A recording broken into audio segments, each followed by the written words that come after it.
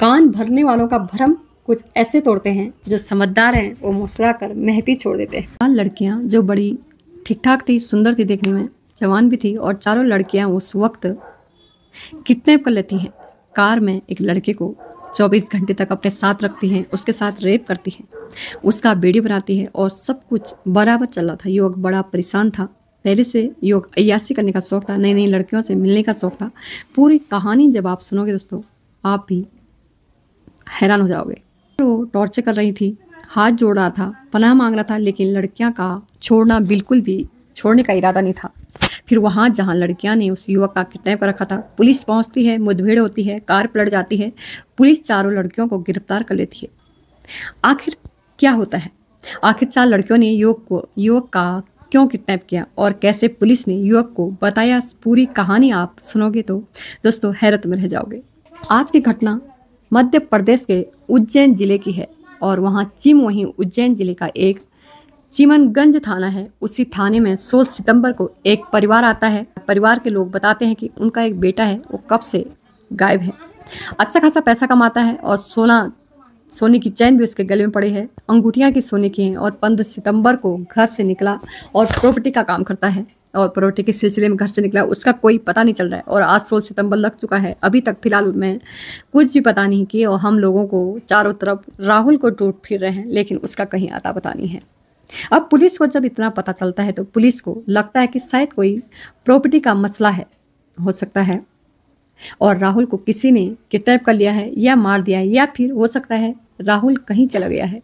Police अभी अंदाजे लगा रही थी कि उसी बीच जो राहुल होता है, उसका जो फ़ोन होता है स्विच ऑफ था, अचानक से फ़ोन ऑन हो जाता है।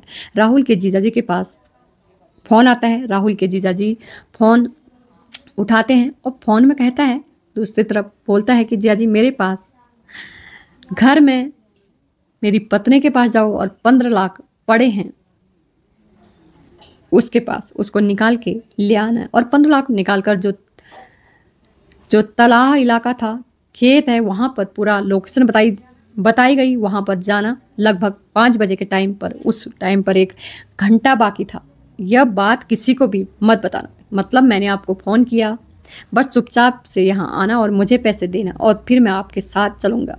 यह बात पुलिस को नहीं बताना, परिवार को नहीं बतानी, वरना दिक्कत आ जाएगी। जब राहुल का अचानक ऐसे फ़ोन आता है तो परिवार में खलबली मच जाती है। आखिर वजह क्या है? राहुल ने अचानक पैसे मांगे, फिर परिवार लोगों को बताने के लिए मना किया। सबके दिमाग में आ जाती कि ज़रूर राहुल का किडनैप किया गया है और पैसों की डिमांड की जा रही है,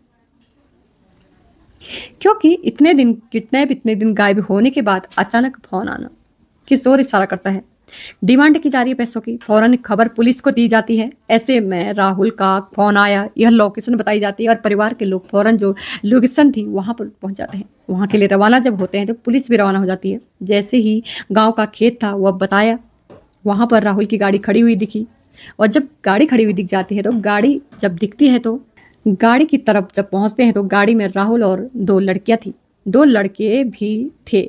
पुलिस की गाड़ी को देखकर, राहुल के परिवार को देखकर फौरन से राहुल के गाड़ी को दौड़ाते हैं और राहुल को रोड पर दौड़ाना शुरू कर देते हैं। जब परिवार के लोग पीछे पीछे, कोई कुछ समझ नहीं पा रहा था कि आखिर राहुल बीच में है या कहाँ है। आखिर राहुल बीच में है, लड़कियां कौन है? जो लड़के गाड़ी को दौड़ा रहे हैं। अब मेन रोड पर रेस चल रही थी 2 कारें के बीच में, क्योंकि जिस कार के अंदर राहुल था उसकी कार थी, और जो परिवार के लोग थे वो स्विफ्ट कार से थे। और पुलिस गाड़ियों में बराबर से रेस चली थी, और कुछ ही दूर जाने पर पुलिस के परिवार वाले थे, राहुल के परिवार वाले थे, कार से कार टकरा जाती है। उसी बीच राहुल के परिवार की कार पलट जाती है, और जो दूसरी कार थी उसमें राहुल था, उसी कार को वह लोग आगे रोकते हैं और सब निकल कर कूद कर भाग जाते हैं। पुलिस राहुल को निकालती है। परिवार की कार खेतों में घुसकर पलट गई थी। परिवार के लोगों को बचाया जाता है, राहुल को भी बचा लिया जाता है। अब सवाल यह था कि राहुल किन लोगों के साथ था, राहुल को कौन लोग ले जा रहे थे, और जो लड़कियां थी कौन थी, जो सारे लोग फरार हो गए थे। गाड़ी को रोक कर खेतों के जरिए अब राहुल से पूछताछ की जाती है। जब राहुल से पूछताछ की जाती है, पहले तो चुप रहता है, फिर उससे शुरू कर दी जाती है पूछताछ। भाई पुलिस पहले ऐसा लगता है हो सकता है राहुल ने ही सब कुछ किया हो, या फिर इसके पीछे क्या वजह होती है। राहुल को बरामद करने के बाद पुलिस राहुल से पूछताछ करती है। महीने पहले इंस्टाग्राम पर उसके पास एक रिक्वेस्ट आई थी, उस रिक्वेस्ट को उसने एक्सेप्ट किया और फिर इंस्टाग्राम पर उसकी बातचीत शुरू हो गई।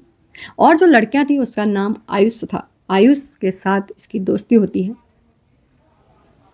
आयुष के साथ जब दोस्ती होती है तो धीरे बात करते हैं और कॉलिंग पर बातचीत होना शुरू हो गई। फिर आयुष ने बताया कि उसकी एक बहन है कृतिका जो शादीशुदा है, उसको प्रॉपर्टी खरीदनी है, तुम उसको प्रॉपर्टी दिखा देना और हम लोग मुलाकात भी हो जाएगी। और मुलाकात के लिए जो यह राहुल राठौर है यह बड़ा बेचैन था मिलने के लिए, क्योंकि उसको अब इसकी एक तरीके से प्रेमिका बन चुकी थी। जब मिली, बातचीत हुई, धीरे धीरे दोस्ती हुई, दोस्ती और प्यार में बदल गई। फिर उसके बाद इनकी इतनी ज़्यादा घनिष्ठता हो गई इनके बीच में। राहुल की पत्नी को कानों कान खबर नहीं कि राहुल किसी के साथ प्रेम संबंध चल रहा है और राहुल को नहीं पता था कि आयुषी कौन है। और वो 15 सितंबर को इन लोगों की एक मीटिंग होती है।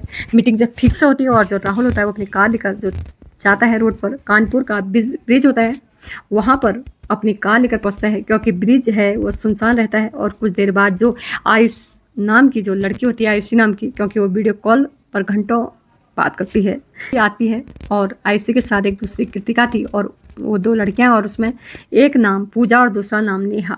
ये 4 लड़कियां आती हैं। यह कार में बैठ जाती है और उसके बाद यह आयुषी थी राहुल को पीछे की तरफ बुला लेती है और बुलाती है कि आओ कुछ बात करेंगे, कुछ करेंगे। फिर पीछे वाली सीट में, क्योंकि कार 7 सीटर की थी, तो सबसे पीछे वाली सीट यह मतलब राहुल के साथ सब कुछ करने लगती है। और जो लड़कियां कार में थी वह भी राहुल के साथ मतलब गलत काम करना शुरू कर देती है। और राहुल घबरा जाता है कि आखिर ये हो क्या रहा है। राहुल थोड़ी देर तक मदहोश में डूबा रहता है, मजे में डूबा रहता है। लेकिन जब वो सोचता है कि ये सब के मतलब सब ऐसा क्या कर रहे हैं, ऐसा तो मतलब कोई नहीं करता, ये नामुमकिन है, तो कुछ ही देर के बाद लड़के जो आ जाते हैं उसके साथ में फ़ोन होते हैं और फ़ोन से वीडियो बना लेते हैं, जिसमें एक का नाम संजय गुज्जर और दूसरे का नाम फूल गुज्जर होता है। इन लोगों ने मेरा वीडियो बना लिया चारों के साथ। और फिर उसके बाद दोनों कार में घुस जाते हैं और फिर मुझे बोलते हैं कि देखो ये वीडियो बन चुका है, इस वीडियो को हम चारों तरफ फैला देंगे, सोशल मीडिया में भी डाल देंगे। अगर तुम ऐसा करो तो चुपचाप से हमें 50 लाख और तुम यहाँ से चले जाओ, 50 लाख दे दो, कहता है यहाँ से चले जाओ। फिर दोनों मुझे पीछे से मारते हैं, पीटते हैं, बीच में पीछे वाली सीट पर मुझे बहुत ज़्यादा मारते हैं। फिर गाड़ी थी, इस गाड़ी को दौड़ा कर जंगलों में ले जाते हैं। वहाँ पर मेरे हाथ पैर बांध दिया जाता है और मुझे 24 घंटे तक टॉर्चर किया जाता है। टॉर्चर जब करते हैं, बहुत टॉर्चर करते हैं, फिर इनमें से पूछता हूँ कि मेरे पास 50 लाख नहीं है तो मैं मंगा दूंगा, उसके बाद तुम मुझे छोड़ देना और जो तुमने वीडियो बनाया है वो भी डिलीट कर देना। 15 लाख में डील फाइनल हुई।